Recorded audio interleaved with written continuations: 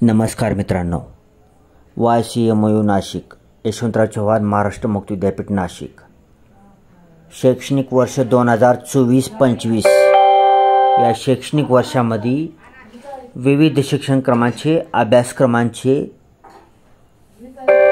कोर्सेसचे online admission चालू झालेले आहेत।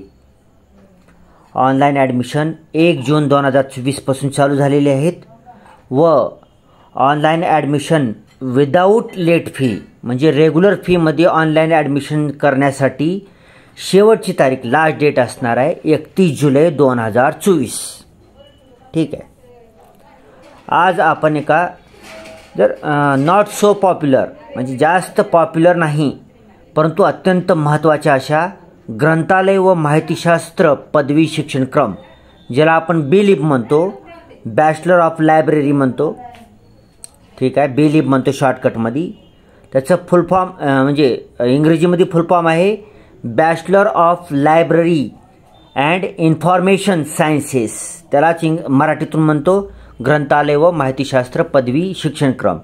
ह्याचा कोर्स कोड आहे P04। ठीक आहे। आता जे आपण स्क्रीनवर पाहत आहोत ती माहिती पुस्तिका आहे शैक्षणिक वर्ष 2024-25 करता। आणि एक विशेष महत्त्वाचं की ही एक पदवी आहे तरीसुद्धा ही एकच वर्षात तुम्हाला पदवी मिळते। ही अत्यंत महत्त्वाचं आणि एक बेहतरीन ह्याचं एक प्रॉस्पेक्ट आहे, याचा दृष्टिकोन आहे ह्याचा बघण्याकडे करता की एक बेहतरीन पदवी आहे। एकाच वर्षात पदवी मिळते तुम्हाला। एकाच वर्षात तुमचं परीक्षा होऊन तुमच्या हातात पदवी येते, मार्क मेमो येतो। आता जूनमध्ये याचे ॲडमिशन चालू झालेत, पुढच्या वर्षी जूनमध्ये तर तुमच्या हातात मार्क मेमो त्याचा रिझल्ट लागून जातो याचा। ठीक आहे।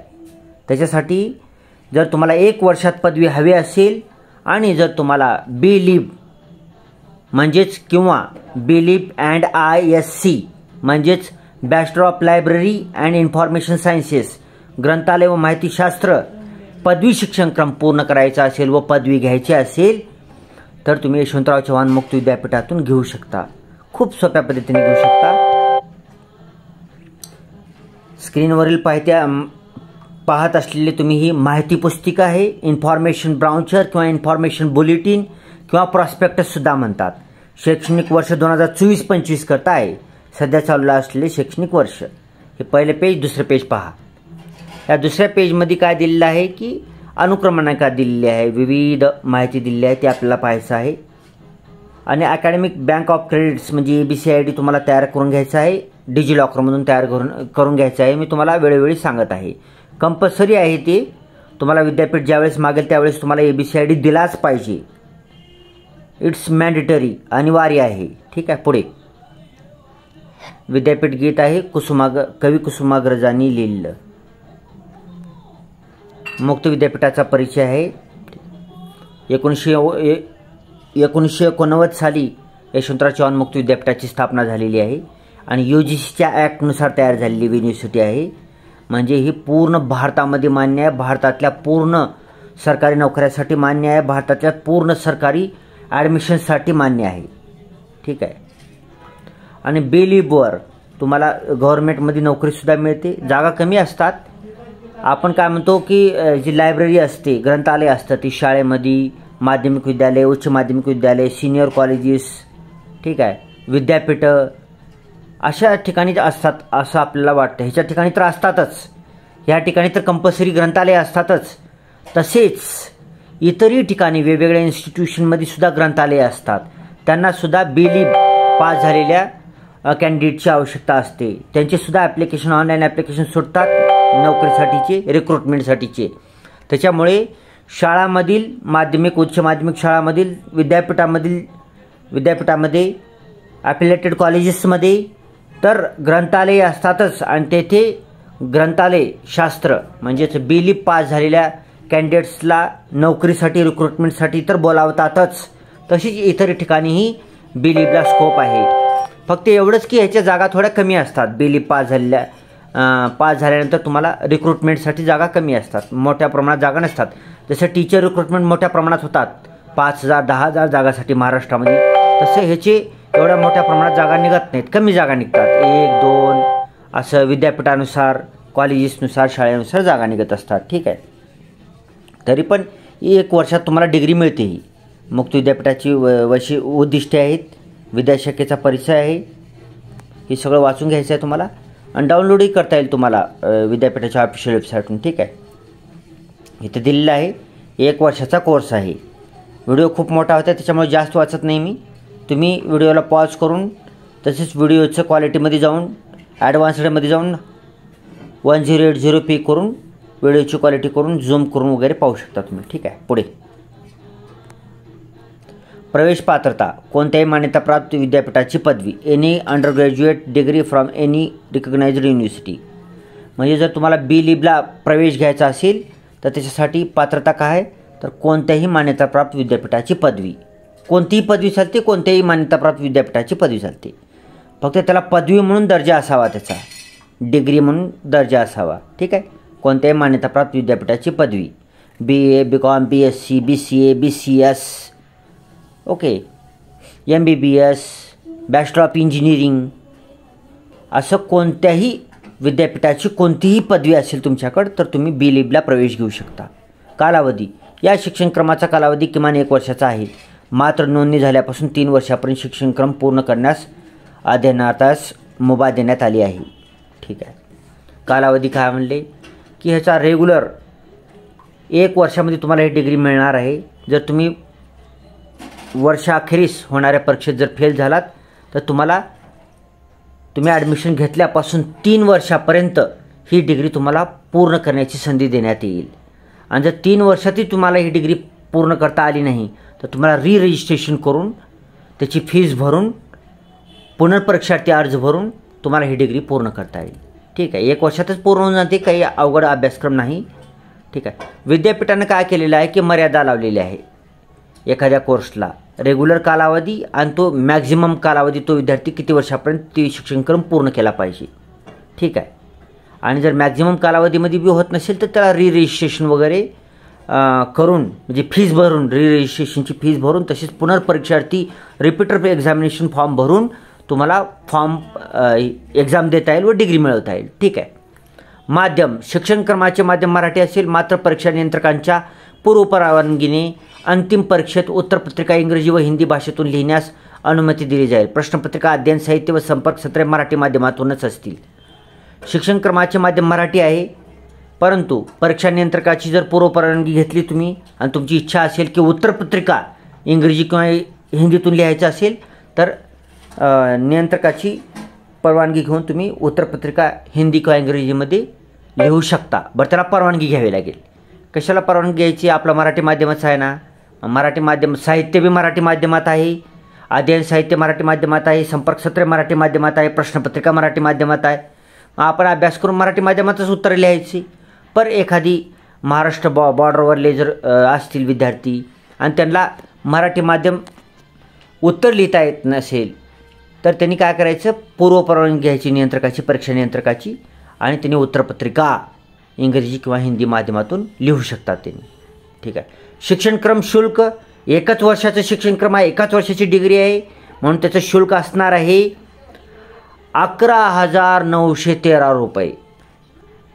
बापरे, शुल्क खूप जास्त आहे. ठीक आहे. 11,913 रुपये शुल्क असणार आहे. टोटल शुल्क आहे. ह्याच्या व्यतिरिक्त कुणालाही 1 रुपयासुद्धा शुल्क तुम्हाला द्यायचा नाही. 11,913 रुपयामध्येच सर्वच शुल्क इन्क्लूड केलेलं आहे. ठीक आहे. तुमचं युनिव्हर्सिटी शुल्क बी इन्क्लूड केलेलं आहे, स्टडी सेंटर शुल्क बी इन्क्लूड केलेलं आहे, नोंदणी शुल्क, पात्रता शुल्क, पदवी प्रदान प्रमाणपत्र शुल्क, शैक्षणिक शुल्क, सर्व प्रकारचे स्क्रीनवर तुम्हाला दिसत आहे. सर्व प्रकारचे शुल्क 11,913 मध्ये इन्क्लूड केलेले आहेत. त्याच्यामुळे तुम्ही एवढेच शुल्क तुम्ही ऑनलाईन पेमेंट करून त्याची पावती काढायची आहे आणि ॲप्लिकेशन फॉर्म आणि ऑनलाईन फीस भरलेली पेमेंटची पावती हे दोन्ही स्टडी सेंटरला नेऊन द्यायचं आहे, जमा करायचे, तुमचा प्रवेश होऊन जाईल. एक कॉपी तुमच्याकडे ठेवायची ऑनलाईन ॲप्लिकेशन फॉर्मची आणि ऑनलाईन फीस पेमेंटची. ओके. ठीक आहे. शिक्षणक्रम शुल्कासंबंधी सूचना.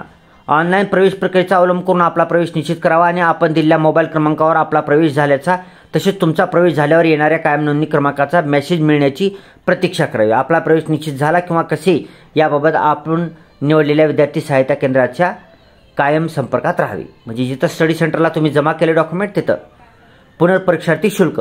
आता इथं पुनर्परीक्षार्थी शुल्क बी दिले, ते आता काही गरज नाही आपल्याला फक्त ॲडमिशन घ्यायची. फेल झालो तर तुम्हाला पुनर्परीक्षार्थी शुल्क भरून पुन्हा परीक्षा द्यावी लागेल. त्याच्यापैकी आता काही गरज नाही. ठीक आहे, पुढे बघूया. विद्यार्थ्यांसाठी शिष्यवृत्ती योजना. आता ही जी स्क्रीनवर दिली एवढ्या कोर्सेससाठी शिष्यवृत्ती योजना चालू आहे विद्यापीठाअंतर्गत. महा DBTवर फॉर्म भरायचा आणि ही त्या ॲडमिशन घेतलेली YCMमध्ये ॲडमिशन घेतलेले डिटेल्स टाकून तुम्ही समाज कल्याणला फॉरवर्ड करू शकता आणि वेळोवेळी मागोवा घेऊन तुमची शिष्यवृत्ती क्लेम करू शकता. शिक्षण क्रमाची रचना आहे. ह्याच्यामध्ये पेपरची नाव दिलेली आहेत. ती पेपरची नाव आणि त्या पेपरची कोड ती पहा आणि तुम्ही पुढे फॉरवर्ड करू शकता, फॉरवर्ड जाऊ शकता. वरील अभ्यासक्रमावर आधारित अंतिम परीक्षेची 1000 गुणांची परीक्षा असेल. विभागणी मूल्यमापन प्रक्रियेत दिली आहे. 1000 गुणांची टोटल 1 वर्षाची परीक्षा असेल, 1 वर्षानंतर. अध्ययन साहित्य आहे, वर्ल्ड क्लास अध्ययन साहित्य आहे मित्रांनो. ही वर्ल्ड क्लास, भारतीय क्लास नाही, वर्ल्ड क्लास. ठीक आहे, खूप सुंदर आहे. सिलेबस सर्वच यशवंतराव चव्हाण मुक्त विद्यापीठातील कोर्सेसचा सिलेबस वर्ल्ड क्लास आहे. त्याची पुस्तकं वर्ल्ड क्लास आहे. ठीक आहे. ज्ञान गंगोत्री हे बघून घ्या. अध्ययन पद्धती बघून घ्या.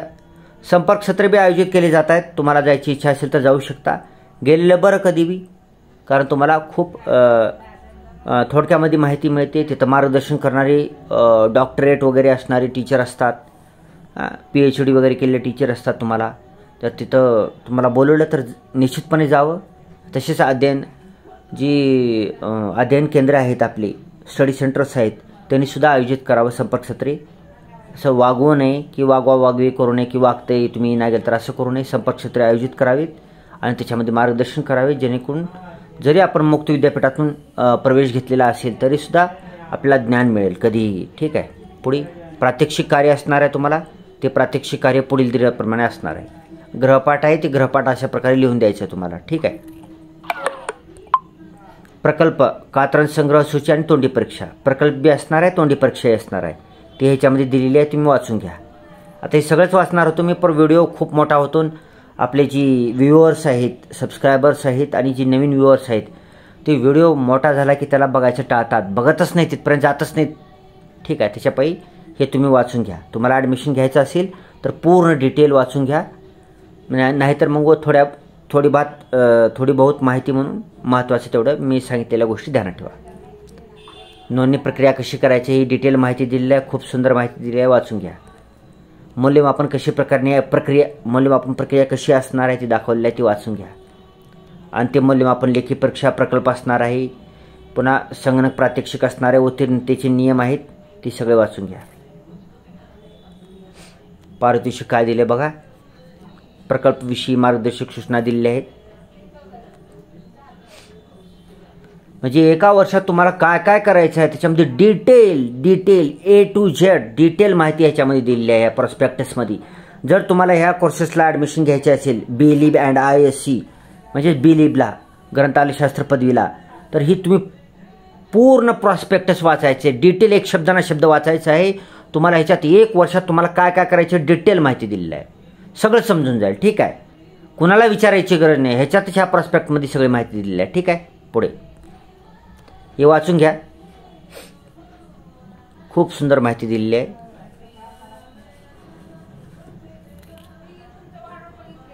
आता तुमचं शैक्षणिक करिअर काय आहे पाहून तुम्ही ह्याला ॲडमिशन घेऊ शकता. ABCID तयार करा म्हणून सांगितलेलं आहे.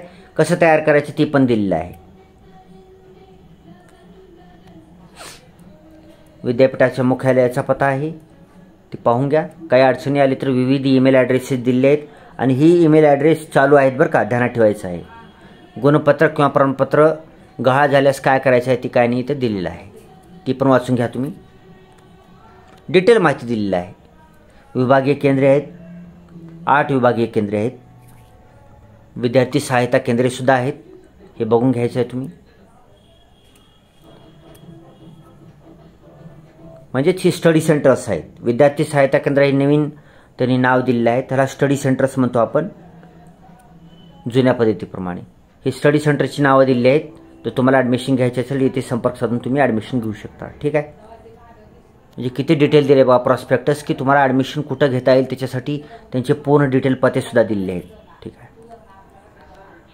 खूप मोठ्या प्रमाणामध्ये नव्याने ही दिलेली आहे त्यांनी स्टडी सेंटरचं वाटप केलेलं आहे. तर तुमच्या जवळ एखादी तुम्हाला स्टडी सेंटर निश्चितपणे मिळेल. तुमच्या तालुक्यात किंवा जिल्ह्यात तुम्हाला स्टडी सेंटर निश्चित मिळेल.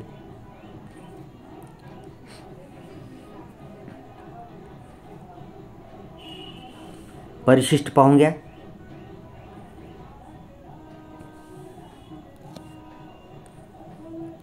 एक योजना एक दिलेली आहे ती पण पाहून घ्या. UGCचे रिझोल्युशन आहे 2004चं ती पाहून घ्या. इक्विवॅलन्सी GR आहे ती पण बघून घ्या. ही दुसरा GR आहे तो पहा. ही एकापेक्षा अधिक शिक्षण क्रमांना प्रवेशबाबतचा GR पाहून घ्या. विद्यापीठ अनुदान आयोग UGC मान्यतापत्र वाचून घ्या. ओके. विद्यार्थी कल्याण योजना आहे ती बघून घ्या. हां. तर परिशिष्ट 9 अंतिम परीक्षा प्रश्नपत्रिकेचे स्वरूप 80 गुणांची असेल. 3 तासाचा पेपर असेल. 4 मुख्य प्रश्न असतील. त्याच्यामध्ये 5 उपप्रश्न असतील. त्या 5 उपप्रश्नापैकी 4 कंपल्सरी सोडवायचे. 5 गुणांचा एक असेल. 20 गुणांसाठी एक मुख्य प्रश्न असेल. असे 4 मुख्य प्रश्नांचे 80 गुणांसाठी अंतिम लेखी परीक्षा असेल. युनिव्हर्सिटी एक्झाम असेल. हे BA सारखंच आहे याचं लेखी परीक्षेचं स्वरूप. ठीक आहे. तर मित्रांनो हे नवीन कोर्स आहे. अनेक लोकांना माहीत नाही. घर बसल्या बसल्या तुम्हाला काही दिवस संपर्क सत्रांना जाऊन माहिती घेऊन खूप चांगल्या प्रकारे 1 वर्षात तुम्हाला पदवी मिळणार आहे. BLib अँड ISC थोडक्यात शॉर्टकटमध्ये आपण त्याला BLib म्हणतो. बॅचलर ऑफ लायब्ररी ग्रंथालयशास्त्र व माहितीशास्त्र पदवी BLib अँड ISC. ठीक आहे. P04 हा कोड आहे कोर्स कोड. तर खूप चांगली पदवी आहे. जर तुम्हाला इच्छा असेल की ग्रंथपाल या पदासाठी ही पदवीचा लोक तयारी करतात. ग्रंथपाल पदासाठी विविध ऑनलाईन ॲप्लिकेशन निघतात रिक्रुटमेंटचे. त्यावेळेस तुम्हाला ही पदवी कामाला येईल. ठीक आहे. व्हिडिओ चांगला वाटला तर व्हिडिओला लाईक करा, चॅनलला सबस्क्राईब करा आणि व्हिडिओ गरजू लोकांपर्यंत शेअर करा. Thanks for watching.